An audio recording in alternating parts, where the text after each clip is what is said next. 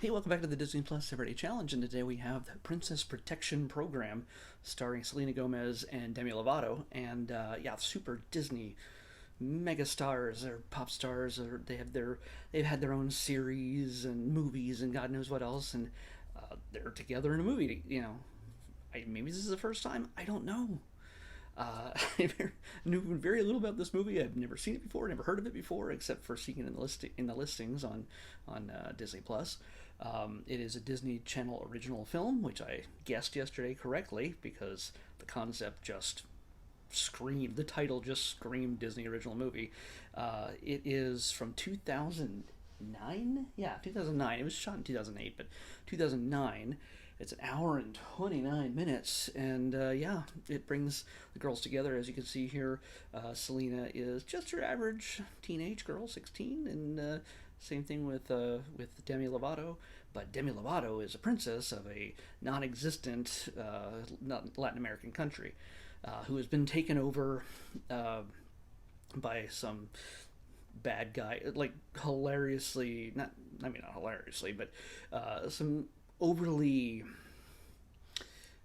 cartoonish bad guy, let's just say, who, well, uh, we have, since we have both these super mega stars in this, we also have a double Disney cliche in this: two dead parents. Demi's dad is gone, and uh, Selena's mother is gone. They both are missing. They both have dead parents. So, yeah, fun. But either way, the only one we really hear about is Demi Lovato. I'm gonna start changing. I don't know why it's hard for me to say their names. Uh, I've said this in the past. I don't see Demi Lovato. I can't see her properly. I know it's a weird thing to say. She's a lovely girl when I look at her, but for some reason I do not recognize her from film to film or whatever. It just I can't see her. She doesn't look the same to me every single time. She seems like a different person. I don't know why, but that's just me. Um, so Demi plays Rosalinda or Rosie, and Selena plays Carter. Rosie and Carter, I think they're easier for me for some reason. Anyway, Rosie, when the coup happens in her country, her mother sends her away with a protector, who is a man from America who does this sort of thing. He goes in there and protects royalty and takes them to safe places through the Princess Protection Program, which is an actual thing. Apparently, there are a lot of princesses around the country are in a lot of trouble, and they have to have their. It's like a witness protection program. Oh my God, the Princess Protection Program, Witness Protection Program. Why did I only get that just now? The rhythm of the words are the same thing. They're not witnesses, they're princesses. And holy crap, I feel dumb now. Anyway, when Rosie, that's her nickname, when she comes to America, the man who protects her and takes her away, and the one that she only trusts because he's been helpful to her family forever, happens to be Carter's dad. Carter's dad is a military ops guy. He's a Captain America kind of dude. He's hunky and he's single and he runs a bait shop, an unassuming bait shop in Louisiana. And Carter's a tomboyish daughter of his who looks up to him. They have a great relationship, and I do appreciate. By the way, I do appreciate this film in the fact it unlike a lot of Disney original channel movies, the parents are usually comic relief or unaware, or they're silly foils to the teens who have it together until everything falls apart, and then eventually sometimes the parents pick up the pieces and fix things. There's usually a lesson to learn in there, but for the most part, when I see parents in a Disney original movie, it tends to be as either parents are just dorky and just don't get it, just like everybody's real parents, or they're not helpful. In this case, both Rosie's and Carter's parents, Rosie's mom, Carter's dad, are both capable, adult, and they're good. They're good people. They're just they got their stuff together, so that's good. It's a rare representation. Yeah, and he's super supportive of Carter and Rosalinda's mom. She has to stay behind, and she's in exile. She's captured. She's in prison or whatever by this guy who takes over the country. I don't know why I can't remember his name, but he's funny. He's great, but he's just Tony Verica. Tom Verica. I don't know. Okay, I'm messing it up. Tom Verica plays Joe Mason. That is not the guy I'm thinking of. Anyway, because rather than being sent off to some foreign land, well, Carter's dad brings Rosie to Louisiana, and she has to fit in. She is designated as Carter's cousin, and and she has to fit into the normal American high school life, complete with bullies and nerds and princesses in their own mind, played by Jamie Chung, but you might recognize her from The Gifted, or she was Go-Go in Big Hero 6, and she's a wonderful actress. She's been in a ton of Disney stuff and superhero related stuff, so that's the reason why I know her. I think she's been in a number of other Disney things. I'm not sure, but it is also a change of pace to not have the snotty, the snotty. I want to say bitchy. She's the snotty chick in who's the rival of the main character, who is just sort of normal or poor or just nice and pretty as compared to the girl who takes advantage of them or treats them badly. The female bully, is usually some crazy hot blonde girl. In this case, Jamie Chung's Asian, so she gets to be the bad guy in this, which is an unusual thing for the villain lead to be an Asian girl, which she plays beautifully. She's funny. I'm not used to seeing her this young. I realize that she's not old, but this was made in good. Holy crap! It's 13 years ago. It's been a while. Is it? Yeah, I don't know. Whatever. 13 years ago. So yeah, she was a kid. She's not that old. So yeah, Jamie Chung plays wonderfully. It's a little over the top, of course, but all the characters, always the bad guys in these kind of things are always over the top, because if they were serious and threatening, then it would be a whole different tone to the movie, I think. In this sense, you see her as cruel, you see her as mean, and but she gets her comeuppance, and she's exaggerated where everything has to be about her, and she treats even her friends like garbage. Even the guy that she's supposed to be dating, she treats like garbage. And when these two other girls, especially this very princessy one, who doesn't dress like a princess at school, but she's very proper, and they are challengers to her homecoming queen crown. Of course, there's a homecoming dance and a homecoming queen crown. So, yes, in parallel, she doesn't have any idea that she is an actual princess who could become queen soon.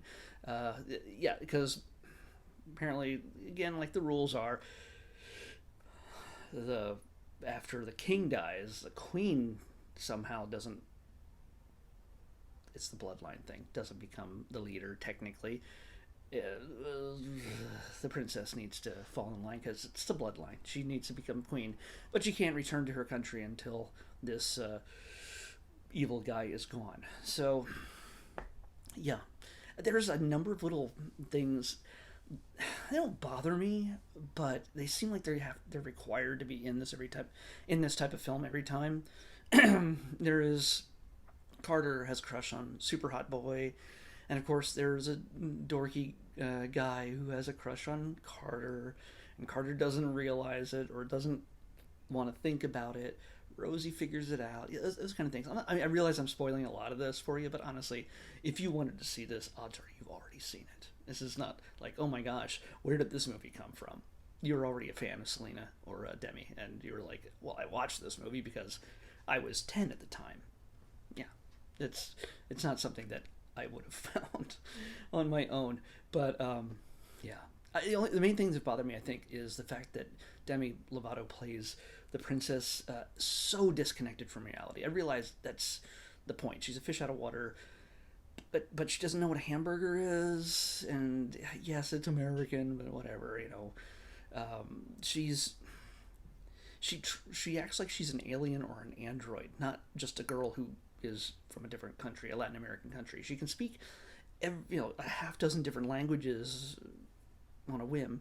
She's kind, she's sweet, but she's completely out of touch with reality, or at least American reality.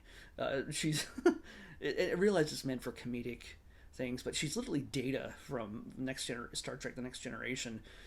Understanding what it is to be a human. It's that level of exaggerated ignorance.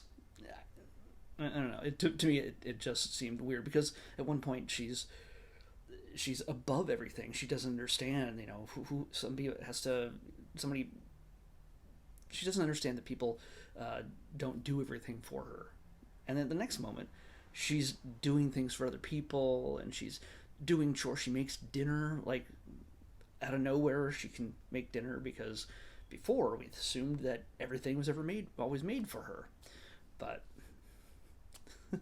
and then so yeah, she becomes sympathetic rather than some snotty girl who is expected to be waited on hand and foot. Like she demands when she's put into Carter's home, and Carter's like, who are you? What are you doing here? And Rosie starts demanding that walls be knocked down and this room becomes hers, and we'll get rid of things. And they're like, no, that's not how it works. And she's off-putting, and we're meant to see that her as off-putting through Carter's eyes. I get that, but it's really inconsistent.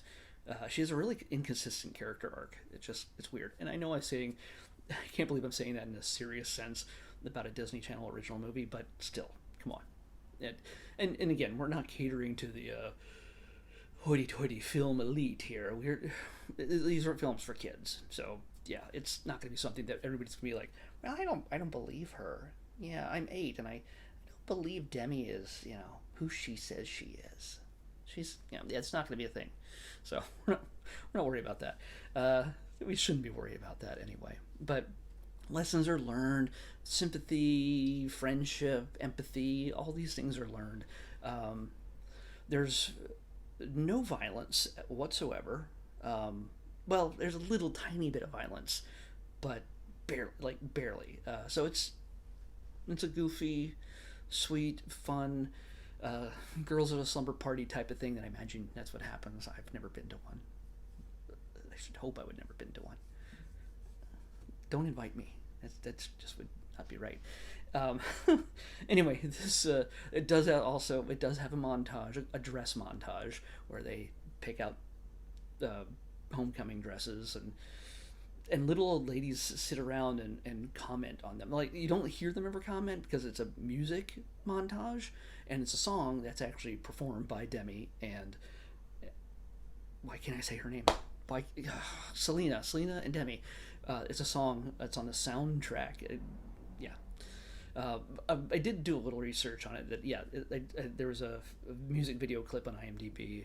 I watched that, and it's them rocking out, singing this song, and it turned out one little thing I learned was they were supposed to play the opposite roles, and then they talked about it, and they thought, well, let's trade roles, and we feel much better about it. So yeah, there's a little bit of trivia for you there, if you cared. Let's go through a few of the names here. Molly Hagan plays the director. She has Russian accent, and so she's could have been one of the Black Widows for all we know. But she is a well-known character actor. You've probably seen her in a bunch of stuff as adults who care about these kind of things. Robert Adamson plays Donnie, the hot boy that Carter's into. Oh, and Dale Dickey, one of my favorite character actresses. She is in a billion different things. She plays a bus driver who also helps the girls get ready for homecoming by helping them with the other girls in school. Like, these two girls help out the other less popular girls in school to pretty them up and get them nice dresses and dress them up and they do a kind thing. I won't explain why it happened, but it's a thing that happened. But Dale Dickey somehow gets involved for some reason, but she has a very small role in this, and you'll recognize her from a billion different things. But she's the bus driver. Yeah, just so you know, when you see her, you're like, ah, I saw her in this, I saw her in that. Yeah, she's always one of my favorites because whenever she shows up, you never know what kind of character she's going to play, but she's always an amazing woman. She's just always it's always usually a funny role, but they really underutilized her in this one. So yeah, it's a good cast. I can say I actually liked it. It's not like I'm gonna ever watch it again. It's not made for me. It's not made. It's not something I would go out of my way to watch. The girls are lovely. They're talented, and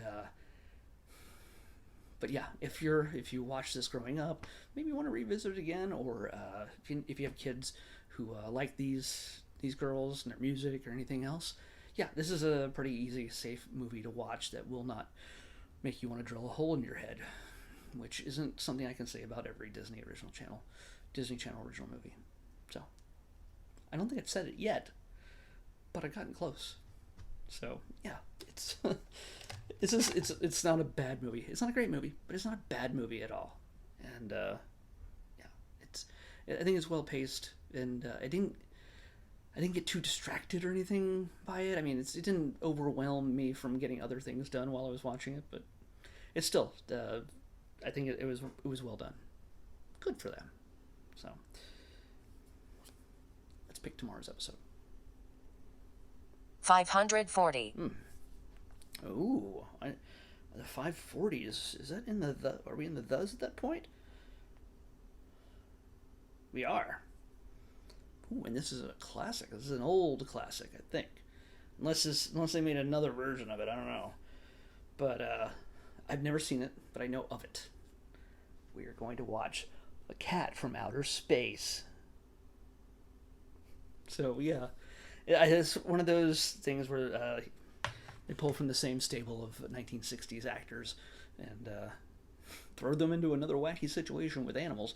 And this one is A Cat from Outer Space on the Disney Plus Everyday Challenge. I'll see you back here tomorrow with that.